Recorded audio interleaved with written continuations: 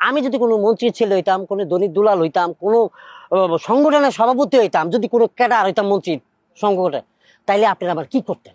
কানের নিচে ঠাডাই একটা চটকনা মারতাম। আর আমি পাশায় লাথি মেরে হুন্ডা থেকে ফালাই দিতাম। ফলস। আপনার হেলমেট কোথায়? যে হেলমেটটা ভুলে বাসায় রেখে আসছি। বাসায় রেখে আসছে।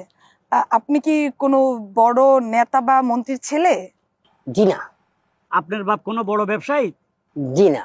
তাহলে এমপি বা মন্ত্রীদের কোনো আত্মীয়? না না। আপনি কোনো ক্যাডারের আত্মীয়? না না, অর্ধ যাইতে পারি নাই।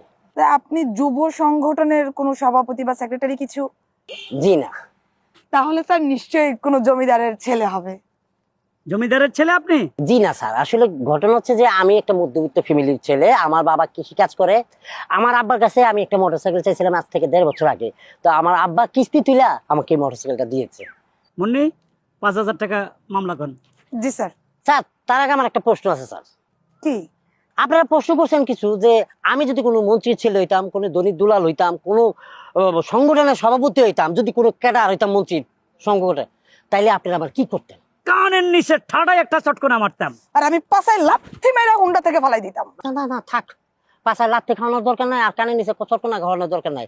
ওই 5,000 টাকা জরিমানা করছেন না, ওইটা আমি দিয়ে দিব। কিন্তু তার আগে কইতে হইব, জরিমানাটা কেন করলেন? কারণ রাস্তাটা কারো বাপের না। হ্যাঁ,